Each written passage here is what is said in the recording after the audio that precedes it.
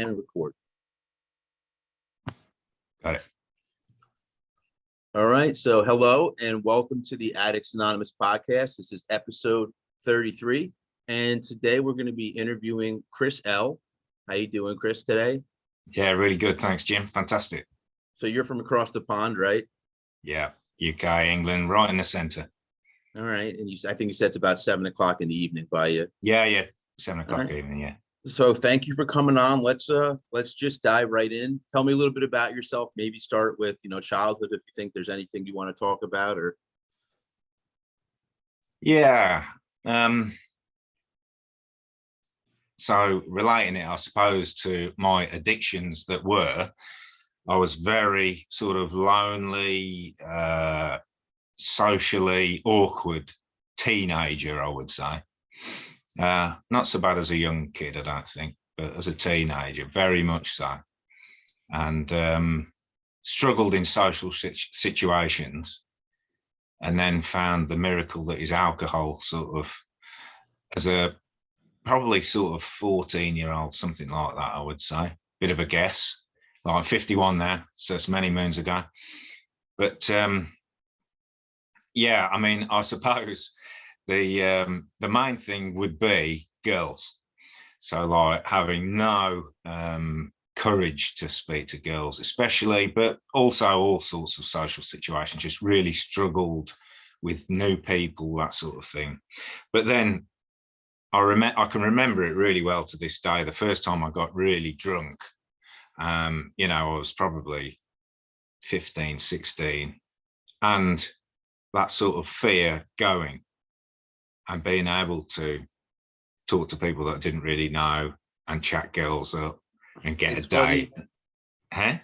I was to say, it's funny you mentioned this. I was just talking to someone I just did a podcast with earlier in the week, where there's a part in the Big Book where Bill W. mentions, I think he used the words, "I had arrived," or something along those lines, but he specifically mentions that he was awkward and that there was a time where he first had this sip of alcohol or at least the first time he felt no longer socially awkward.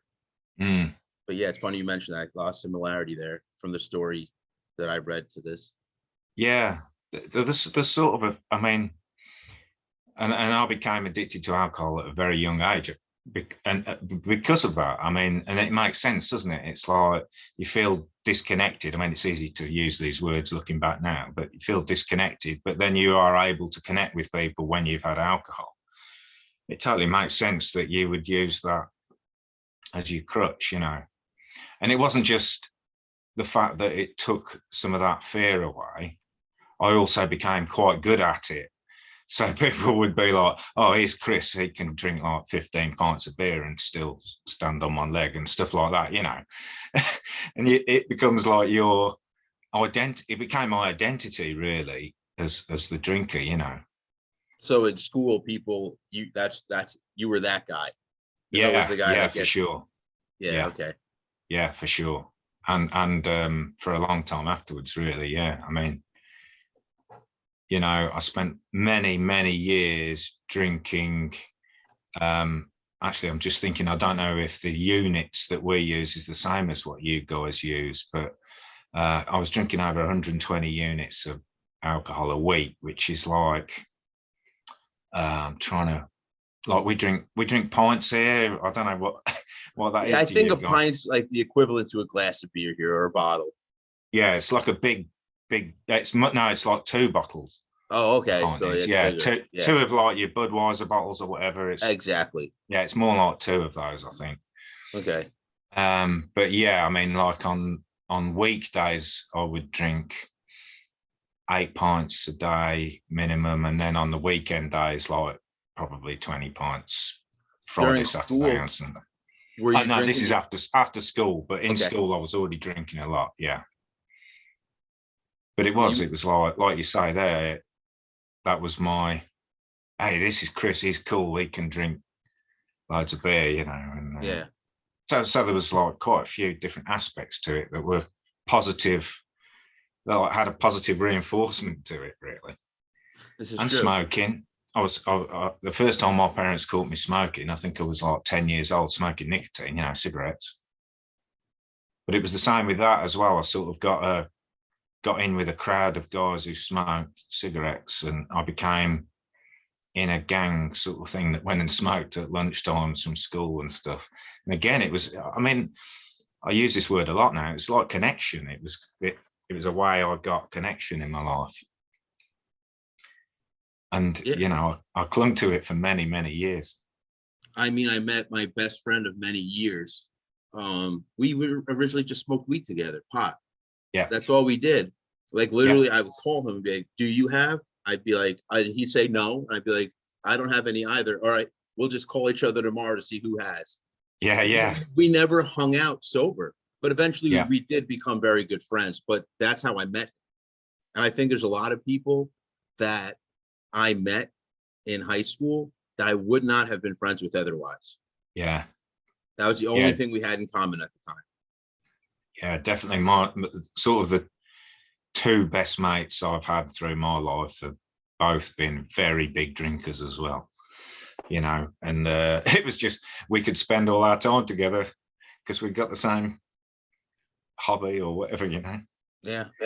I mean, two big guys as well. I was always quite lucky. I never put on much weight from all the drinking because there's so many calories in beer. You know, we're drinking pints and pints of beer, especially at the weekends. But these two guys didn't carry it off as well as I did. But yeah, it just became kind of my whole life. Get home from work, get changed, straight to the pub.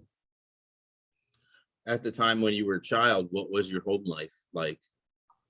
Well, my father passed away when I was 4. And then my mother remarried. The guy she remarried, he kind of brought me up okay in some ways, but not in others. So I had a decent education that was paid for by them, but he was kind of, there was definitely it was kind of obvious that I wasn't his child, if you know what I mean.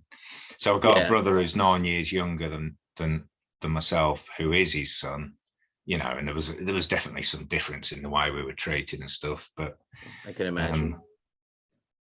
I don't particularly like to blame those things too much, but because I'm not sure they're to blame for the way I always felt kind of isolated and quiet and not even sure it's confidence, but just not comfortable in those social situations. I didn't have the greatest upbringing from a father point of view. I'm not sure how much that had to do with it, to be honest. Okay. But it's possible. It's definitely possible. What about the other point of view, your mother? How is she? Yeah, good. Yeah, we're like good mates, really, my mum and I. I mean, she had a particularly rough upbringing, she did. Which I think I never appreciated when I was younger. So maybe I did expect a bit more from her sometimes. But then when I started to understand what a terrible upbringing she'd had, and hers was like really rough, you know, that was sort of at the time I started to appreciate that, you know, I'm not the only victim in the world. And, you know, lots of people have it worse than me, and especially my mum. And actually, she actually did a fantastic job bringing me up when you sort of see the reality of what she'd been through herself, you know. Well, I've been listening to this guy, Gabor Mate. Oh, yeah, he's fantastic. Yeah, one of the things he believes is it's not a gene addiction or anything like that. It's you're passing the trauma down through generations. So your mother had trauma when she was growing up, which led to her acting a certain way. And maybe while you were in the womb, she was, you know, an anxious person, and maybe she was having trauma, things like that. So a lot of the babies feel that. They pick up on the nerve. And so while they're actually developing their brain and all their faculties, they're actually getting it with a little bit of trauma from mom or dad built in there. He's great. I've been watching a lot of him. He's great. Yeah, he makes it very easy to understand as well, doesn't he? The way he talks. Yeah, I would recommend for people who are struggling and think there may be some, you know, things from the past that are causing addiction. I would recommend just listening to him. Like, the first time I listened to him, I think he was perhaps on Tim Ferriss's podcast. Yeah. In fact, I think he's been on that a couple of times. And I like listened to 20 minutes of it, went back to the beginning and made lots and lots of notes. Yeah. And in fact, I bought one of his courses. Yeah, really good. That's one thing I always. Go on. No, you go. You go. Yeah, interestingly enough, I think there's a tendency when you go down that route and start to see where some of your personality traits are coming, to start to blame things. But then people like Gabor Mate are obviously very good at, they know a lot about their stuff, you know. Yeah. They'll start to say, like you just said, that you start to see that your parents had stuff to deal with as well, and that's why they're like they are. So you can sort of stop blaming them, but then you're still passing the blame kind of down the line, aren't you? Yeah. You know? But I mean, maybe this is a good time to say this. But the moment, like my turning point, and it was more like turning, I don't know, the Titanic round, you know, a big ocean liner. It wasn't like a point like that, but it was, you know, something started shifting. Was when it was about 12 years ago now, I suppose. I was out in one of the local bars with, oh no, it's longer ago than that, 15 years, with my now wife, who was just my friend at the time. And there was a few of us out. And I used to get in a lot of fights in pubs when I was drunk and stuff. In fact, there used to be fights and I'd always jump in and, you know, just steam in and get involved totally unnecessarily.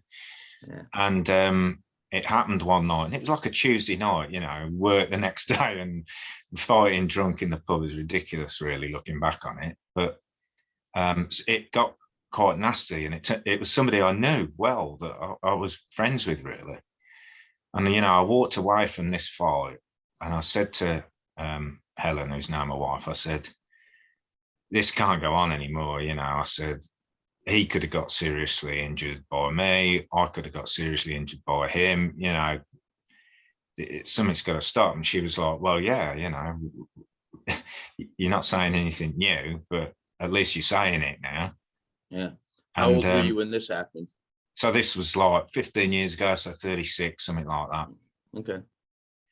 It's the sort of thing where if I asked my wife, when does she think it was, she'd go, oh, it was June the 12th, 2004. You know, she'd know the date exactly, but yeah, I'm not so sure. But she just said, look, you need help, and I can't help you with that. I'll support you. So I, you know, we went online and found a psychologist, and I went and got some help. And it was kind of like, although what I did with him was really helpful. I had 6 appointments with him, like 1-hour appointments. It was more the taking of responsibility now, rather than, you know, being a helpless victim. You know, I knew there was a problem. I knew that, you know, I was pretty convinced that alcohol was going to kill me in some sort of way. The amount I was drinking is just phenomenal quantities. And I went to see this guy, and I think it was the sort of taking responsibility and not being a helpless victim anymore that started the turnaround. You know? So at this point, when you first seek help, were you still drinking every day? Was it big time. Okay, so you were still drinking every day. Yeah, I mean, I actually quit drinking May the 17th last year. So it's like, sorry, not last year, the year before. So it's like 19 months now. Congratulations. Yeah, and I haven't, like, it was just a stop on the day and no, I'll never drink again sort of thing. I'd never tried to quit drinking before that. I'd just gradually cut down. I was still drinking more than the average person for sure. And in the January of that year, so that's 2020, somebody I knew was stopping drinking for January, just, you know, having a dry January, as we call it. And I said, I'm going to do that as well. And it sort of crossed my mind a few times at that stage that I was I felt ready to stop. I didn't feel like drinking was serving me anymore in a way. And I thought, I'm going to stop. So this lady said she was stopping for January. So I joined her, basically. I said, oh, I'm going to do that too. And my idea was just to see how it went. And if it was going well, I thought I might stop for good. But then I was doing a personal trainer course at the time, and I got my results on like January the 17th or something, and passed. And I was like, oh, I'm going to have a couple of beers to celebrate. And that was the end of that. But I wasn't really bothered about it. It wasn't like an official attempt or whatever, But then within a few months, I was like, I don't know. I was just like, I've had enough. I'm just going to quit this. And it was May the 17th. There was some sort of street party went on the day before. Oh, was it the Jubilee? Something to do with the Queen, I think, here, some sort of Jubilee party. But we were in lockdown, so we couldn't do anything properly. So everyone just went and stood at the end of their property, on the edge of the road sort of thing. And we all raised a glass to each other and sort of chatted across the road. It was a really nice community thing.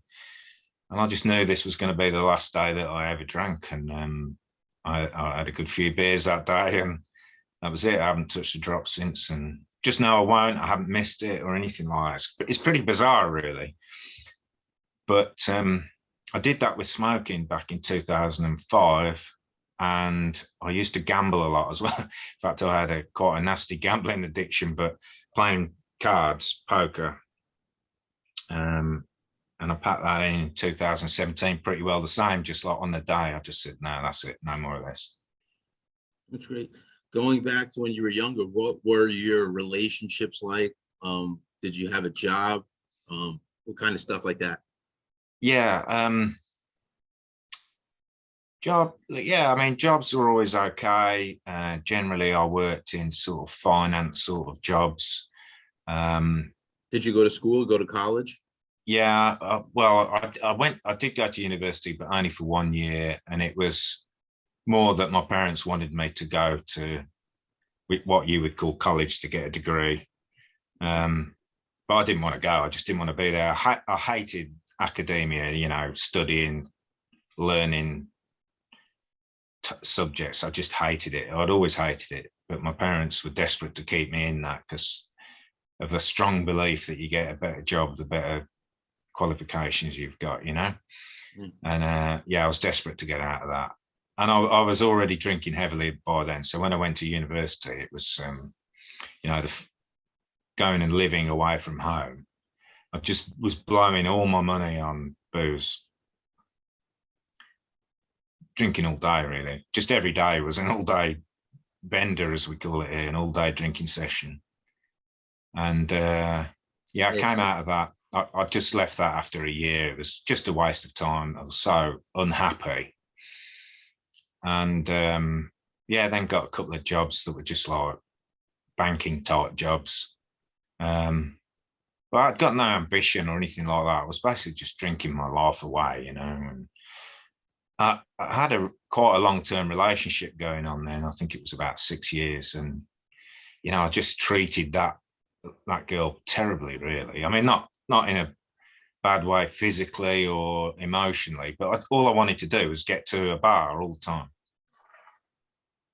So, she'd want to go to, I don't know, even just sit and watch TV, and I'd be like, no way, let's go to a bar, And I don't know how she put up with me for so long, to be honest, because that was all I was interested in, was just getting back to that feeling. It was like a nirvana, where everything was shut down. It was the only time I found, like you said earlier, what I would call home, a sense of calm. And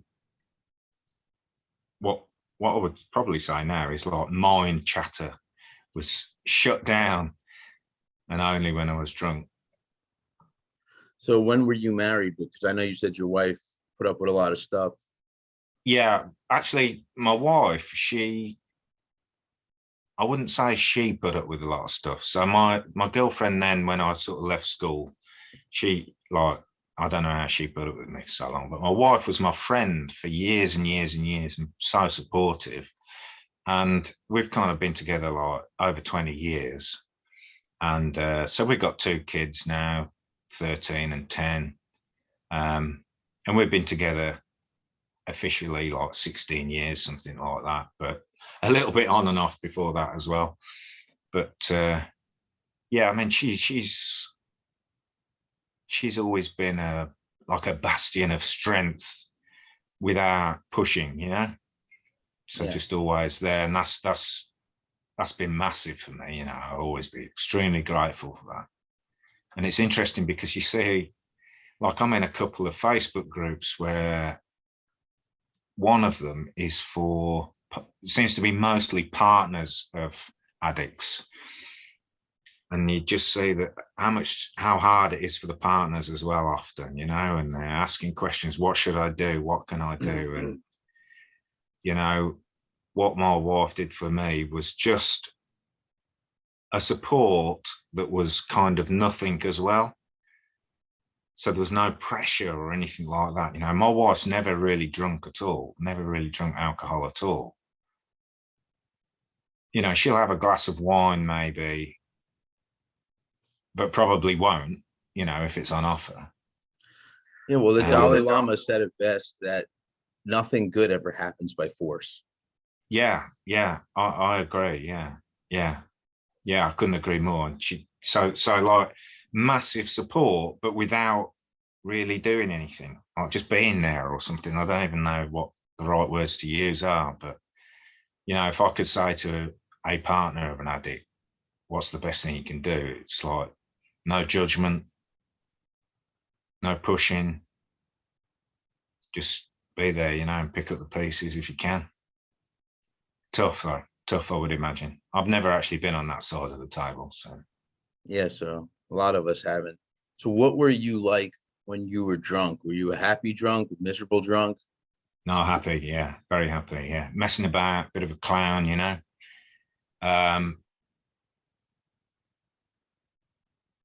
Free and easy with my money as well, you know, so I'd be buying the beers for everyone else as well a lot of the time.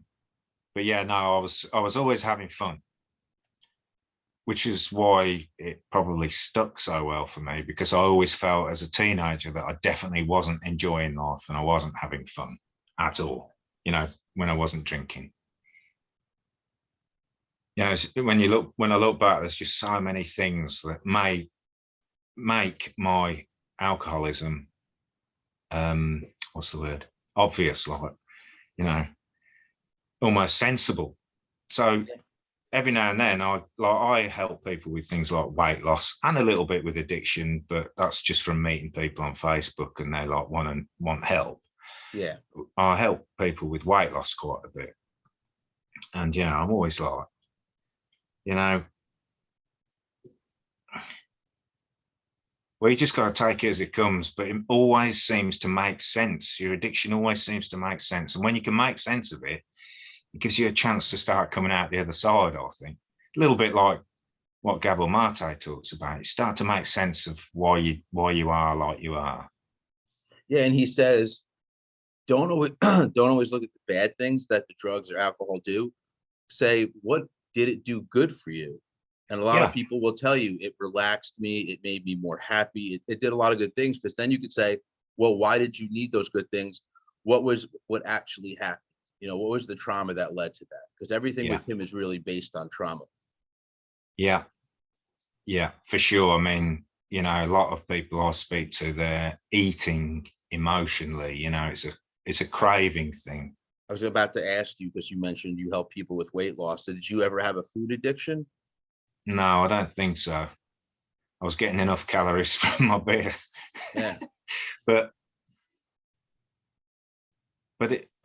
to me, most of the time, it seems to be just the same sort of thing. It like gives people that little bit of comfort when they're struggling. You know, people it's like the mind chatter's going on and things don't feel good at the moment. And sometimes you can eat a bar of chocolate or whatever, and it's gone straight away. You know, you just feel, the rush of whatever dopamine from the sugar or whatever, you know, it just makes you feel better for an instant. And you can understand why people do. I can understand why people do that. Just feel better for an instant. And people might even get that out of meditating or something like that. But, I don't think that would have quite cut the mustard for me. It wouldn't have quite cut the grain. Meditating when I found alcohol, it completely, alcohol set me free. So I've kind of got no negative feeling towards all those years of almost being a slave to alcohol, because I sometimes think, what would I have done if I hadn't found alcohol? I could have quite easily gone to suicidal thoughts, I think. Well, that's why you look at, once again, the good things Yeah. that your addiction did, and that's like maybe one of the only positive sides is Yeah, keep a lot of people from killing themselves. Yeah, for sure. Yeah, it keeps them in society in a way. It keeps them from doing something worse. Another thing I sometimes say to myself would be like, well, alcohol was bad. It's obviously not good for the body and stuff, but what was the next step for me? Was it suicidal thoughts, or was it heroin or cocaine or something that would have been more difficult for me to get off, maybe, or would have caused me more trouble, or I don't know, it cost me more money or anything? I do sort of see plenty of positives out of it. I wish it hadn't taken me so long to get off it in the end, but when the time was right, bang, it's gone now. So do you see, or have you ever looked at maybe what was the underlying condition that you were drinking? Like I said, going back to it, the good things it did from us was keeping us to want to kill ourselves. Why would you want to kill yourself? Just, for me, I have depression. I've got bipolar disorder. So Right, yeah. I get those ideations. Yeah, I mean, I basically put it down now to a lack of connection to other people and almost to reality. It was like when you feel, what's the word, insular or isolated, separate, it just doesn't feel good, does it? And community's great, but even like you said, having one or two friends that you smoke weed with, you're connecting as well. This is true. Yeah, I mean, I never really drank on my own. I always wanted to go to the bar and drink. I did drink on my own sometimes. If I was going to be on my own, I would drink rather than not drink and be on my own. Yeah. But I also know that I wanted to be with other people. I wanted to connect with. If you were alone or with other people, you were drinking. Yeah, I was always drinking, but I was very rarely alone. So I got home from work every night and basically jumped in the shower, threw my jeans on, and went to the bar. Now, if all the bars were closed, I'd have still drank at home. Like, there was no way I wasn't drinking. The only reason I wasn't drinking at work is because if I got pulled over for drink driving, I'd have lost my job. But I would have drank at work if it was legal, no doubt about that. Yeah. But it was always, always wanted to be with people as well. And I think that's what I craved as a youngster, was connection. So you were mentioning. Oh no, keep going. Yeah, I always go back to the fact. I remember I was a very lonely kid. And I sort of felt like everyone else was always having fun together, and that I was on the outside somehow, and that it was just that I didn't know how to join in. It wasn't that I tried to join in and they bullied me off or anything like that at all. It was just I didn't know how to join in, so I didn't try to join in. I just stayed on the side. And then I can remember the party I was at. It was like we weren't old enough to drink alcohol, but there was, some of the kids brought cans of beer and whatever. And I can remember the party well where I started drinking, and I was like, found this courage, this fake courage kind of thing, Yeah. And it's, I'm convinced that is just a shedding of sort of false beliefs and fears about things that aren't even turn out to be not even real, you know? Yeah. Does that make any sense? No, it does. Yeah. It does. Like lack of confidence, which is one way of describing what I had. I sort of see that now as it's usually a false belief. It's like we're not born, nobody's born with a lack of confidence.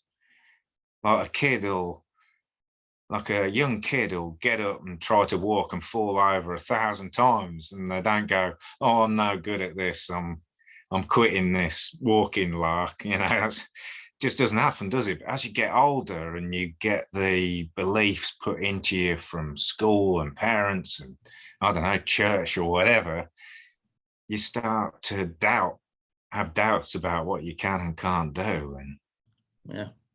before you know it, you've got these confidence issues and anxieties and stuff that the little kids don't have them, but already I see it in, 10, 15-year-olds. Like I teach martial arts. I've got a small martial arts school, and the kids are starting to talk about anxiety and stuff like that quite young now, and I think that's kind of a worrying trend.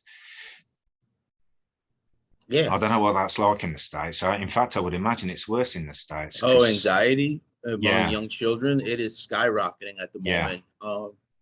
So many kids are being put on medication so young. Yeah. Yeah. I think it's because we have that fast-paced, everything now society.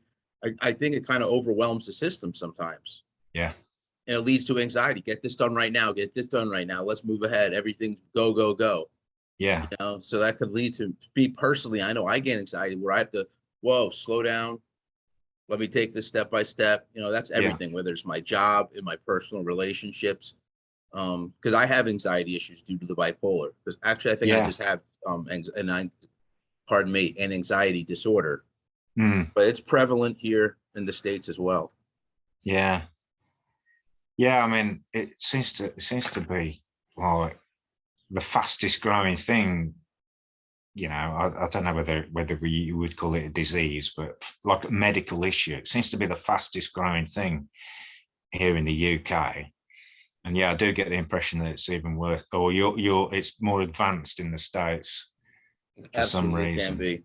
Yeah, and like my experience of that, and like I'm talking about my experience of that, like anxiety may be a word I could use for how I was as a teenager, and that the alcohol like social situations, I was very anxious about them and wouldn't go into them. Then I found alcohol and found this courage, and it took away that level of anxiety. So alcohol in a way was a cure for my anxiety. Yep. That's exactly what it could be. Yeah. Or at least a cure at the time. It doesn't end up being the cure. It's what you think is the cure. Yeah, absolutely. Yeah, it's a medication basically. Yeah, not exactly. A cure. Yeah. Yep. No, that's what I was going to say now. But seeing these kids now with it, I think some of the problem now is that, and this might be a bit hard for some people to take, but I think we're so obsessed with positivity that people can't handle any negativity hardly at all now.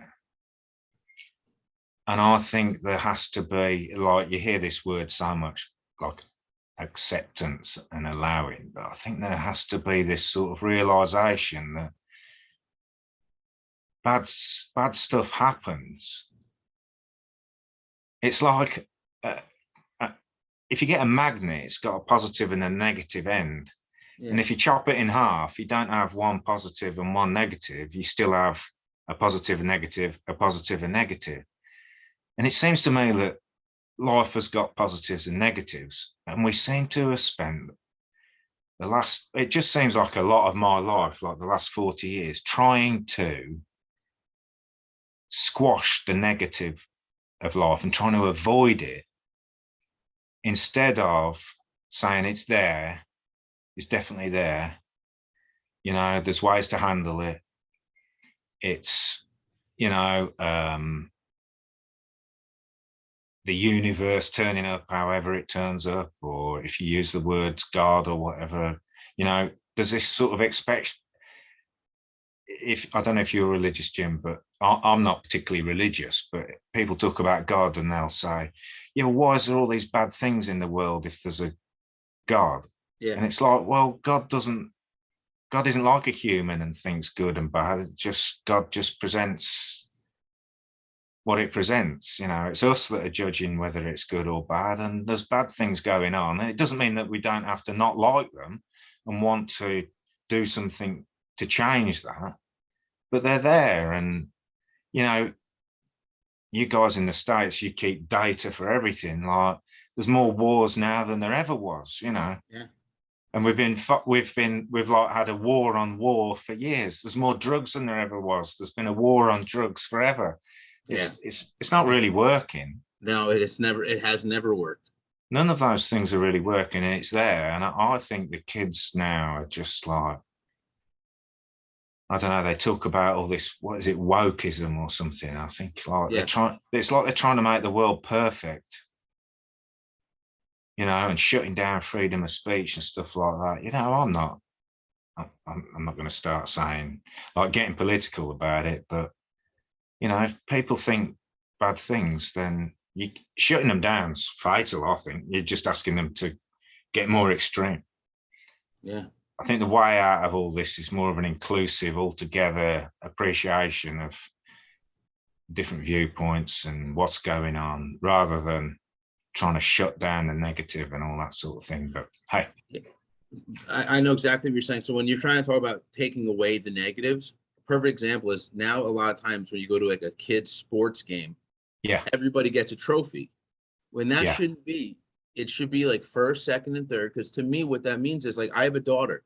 If she was to not get a trophy, she'd be upset. And I would say to her, well, this is life. And what you do in life is you work a little bit harder for something you want. So if you yeah, really want that trophy, let's you and me work together on this. And then maybe teach her sports, or, you know, get her an instructor or whatever. But it'll teach her hard work. yeah. And that, there's another way to look at that as well, Jim, I think, is that when, like, my kids, I'm always trying to help them find out what their own values are in life, what it is they love doing. And it's like every human, they've got their own fingerprint. Like, all snowflakes are different or whatever, you know, everyone's unique and they like their own things. And, you know, if your daughter comes 8th out of 8 in a running race, then it's like, well, do you actually like running? No. Okay, then we don't really bother with running anymore. It's something you have to do as part of the school curriculum, but we don't really like it. Mm-hmm. And if she says, yeah, I do like running, then it's like, okay, is winning important to you? Oh, no, but I love running. Okay, well, we're going to run every week. You might come last, but if you're enjoying it, let's do it for the enjoyment. Yeah, exactly. And if she says winning is important to me, then it's like, okay, then we need to practice 7 days a week, and then maybe you'll win, but maybe you won't. Now, that's the truth of all three scenarios. Yeah. But they don't. They try to make everyone even and say, no, you're all great at running. You all get a trophy. It just doesn't make sense to me, that doesn't, Jim. It's just asking for trouble further down the line. Yeah. It's not Absolutely. real. It's No. not real. And anything that is away from truth or reality just confuses people, I think. And I'm not talking about let's be negative, but I think kids should learn how the world works as young as possible. Yeah. We're obviously not going to start talking politics or religion, but they need to know how the world on a basic level works, which is the people who tend to work a little harder might get a little bit more things. There are people who are given their life. I understand that, like the children of millionaires.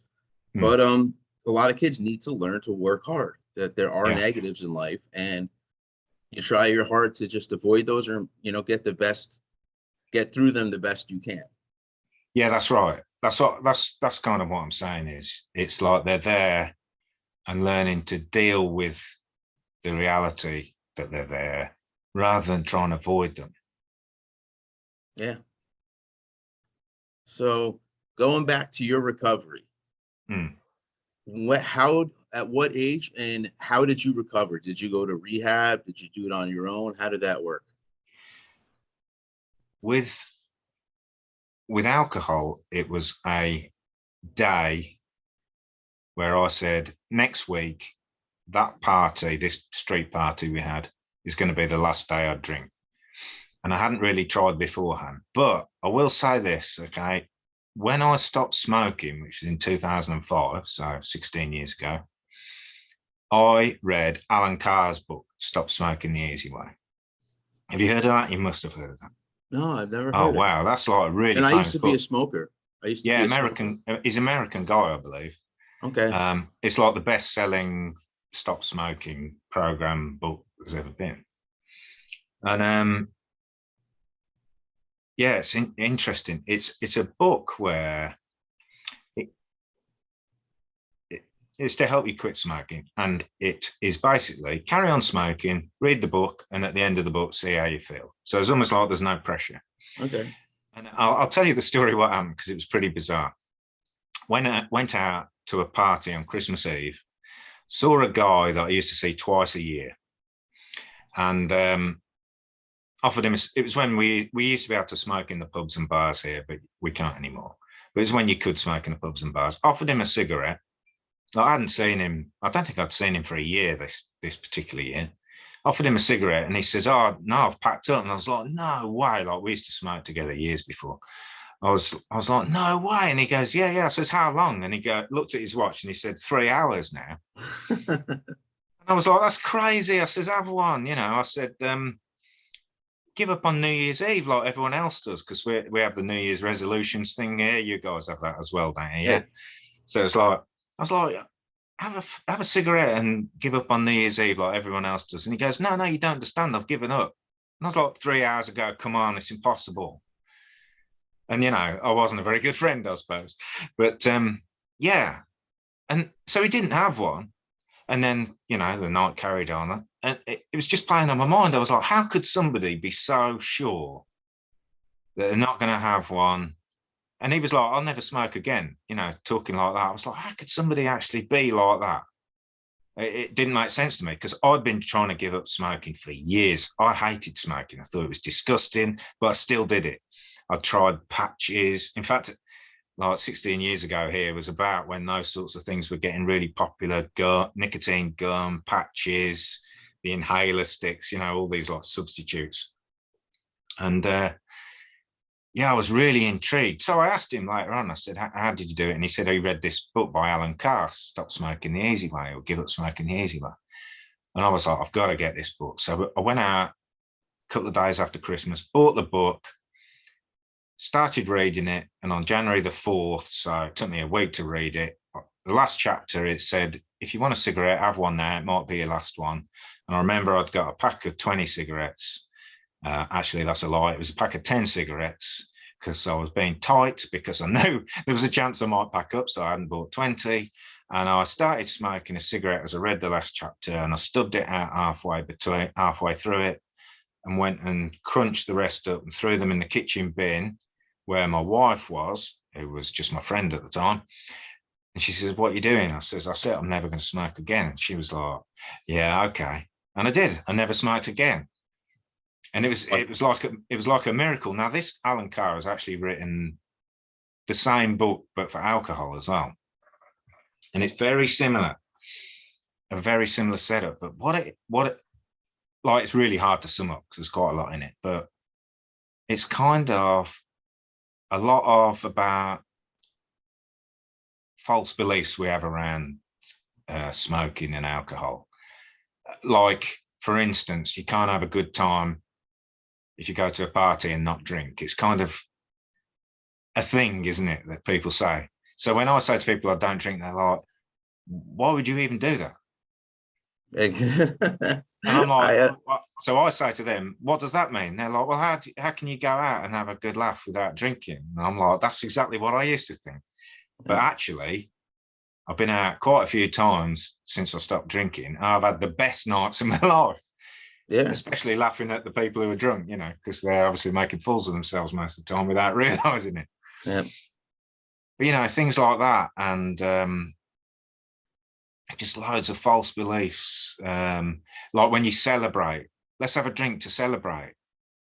It's just something we say here. I don't know whether that's something you guys Same do. thing. I think Winston Churchill said it, that if I had a great day, something to this effect. If I have a great day, I'm going to have a drink at the end of the day to celebrate. And if I have a terrible day, I'm going to have a drink to help me get through it.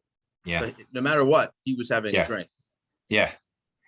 Yeah. And a lot of it was like, you know, where did those beliefs come from? Is it marketing or, you know, probably same with cigarettes, you know, here it was encouraged to smoke. Like, I think it was in the First World War, maybe the Second World War. It was encouraged, smoking was encouraged to the soldiers in the war, you know. And it's just like, where did that come from, you know? Yeah. Smoking makes you, like I used to play, you know, you have snooker there. I think you have like pool and billiards, maybe. Yeah, we have the table games. Yeah, that's very popular here, and it's always like, oh, yeah, you probably play better if you have a cigarette because you feel more relaxed and calm and stuff like that. It's like, it's marketing, really, isn't it? I assume it's some form of marketing that just made us think all these things. So loads of stuff like that in that book. But yeah, I actually really recommend that the smoking one, particularly if you've got any listeners, watchers who are trying to give up smoking. Really helpful. Yeah, I'm sure we do have some listeners that are trying to give that up. Yeah. Yes, it's not as prevalent as it used to be, smoking, is it? It's not here. It's slowly going down, but then it's gone down a lot. I feel like it's getting replaced with the vaping, though. Yeah, I'm not too sure about that. Yeah, that seems there's quite a negative feeling towards vaping in this country, I think. Yeah, and slowly it's becoming in the States where they're figuring out that it's probably just as bad as cigarettes, you know? Yeah. So what's life like for you now that you're sober? Awesome. Absolutely awesome. Like, I mean, a couple of obvious things are, when I was drinking, even with the young kids, with our kids, and they were young, every weekend I used to make sure that we would go somewhere where I could drink, you know, where I could get booze. We used to go out. We've always gone out for a lot of meals as a family because I like the idea of us, the four of us, being sitting at the table together and chatting. Whereas when you're at home, you tend to start talking about kids' homework, you know, what time are you going to have your bath or shower tonight to the kids, you know. But when you go out, I've always liked going out for meals and just the four of us being together. Almost, it's maybe the wrong way of looking at it, but it's almost like we're trapped at the table together and there's no right, oh, I'm just going off to do this, or I just want to check my messages on my phone. We're kind of trapped together, and less distracting. I've always liked that. Yeah, but I always used to make sure that was booked up, so I knew where the drink was coming from and stuff like that. So that's gone now, and we still go out for meals, but it's not like, you know, on Monday I'm not already thinking about the next weekend's meals and what booze they've got in the restaurant that we're going to and stuff like that. I mean, it was bad how I was before. Still like going out. That's another interesting thing, is how other people react when you tell them that you don't drink. So they assume that you're worried by them drinking. Yes, so they try to hide it from you and stuff. Yeah. And I remember we were at a party last summer. I think it was when the Football World Cup was on or something like that. And a lady was drinking something, and I looked at it. I thought, what's that? And it was some flavored gin, like an orange flavored gin or something. She says, "Oh, do you want to try it?" And then she was like, "Oh no, you don't drink. I'm so sorry." And it was like as if she was offending me. I was like, "Hey, it's no problem, right? You know, I'm over that now," which is perhaps hard for some people to understand, you know, because a lot of people who are giving up drinking are what you would call recovering, whereas I don't call myself recovering. I call myself recovered now, because I don't think I will ever drink again. In fact, I'm 100% sure I'll never drink again. That's great. Yeah. That's great. And I remember that was one of the last things, now that you mention it. I know we were talking before the podcast started, and you mentioned that you don't say recovering, you say recovered. Tell me a little bit about that, because like I said, I don't know how I feel about that, because Yeah, I don't know if I'm ever going to be recovered. Because to me, recover might mean that maybe one day I could have a drink and be okay with it. I don't know. Like, what's your opinion on that? yeah, it's interesting because I'm trying to think if I've ever said it to anyone and they've understood what I mean. You know, it's very prevalent, this once an addict, always an addict sort of thing, once an alcoholic, always an alcoholic thing. I guess because I gave up smoking and never wanted to smoke again, I already know that that's possible. But a lot of it, I guess, is just that I realized that alcohol did serve its purpose for me in the past. When I didn't know how to get connection, when I had anxiety and stuff like that. And I just don't see alcohol as a solution for those anymore. I see them as, like we said earlier, like maybe a medication, Yep. but not a solution. So I would, if I ever went back into feeling anxiety and stuff like that, I would be looking for a solution, not a medication. I just don't see alcohol anymore. I personally don't see alcohol as any help. I don't see it as any use to me ever again, which is why I believe I'll never drink again. Firmly believe that. And that's a great thing to believe. I mean, yeah, I do feel quite lucky that I see it that way as well, and I can appreciate that other people find that quite hard to comprehend. And that seems to be the norm, is most people are like, nah, one day, and there's always okay, but what if you do really struggle sometime, then it worked for you before, so you probably do it again. And I'm like, I don't think so. everyone's different. Everyone. Yeah. I mean, that's one of the things I emphasize in our group, Addicts Anonymous, is that everyone has their own recovery. So everyone has the right to do what they think is best for them and use whatever terminology they want to use for themselves. Yeah, for sure. I mean, so much has changed for me as well. I kind of live I don't like to call it spiritual existence now, but I used to be so like separate, had my own identity, like an ego identity where it's all me. And now I kind of really see everything that's going on as just a one thing happening. And I don't kind of identify as a self anymore. It sounds like a little bit of the Buddhist thought.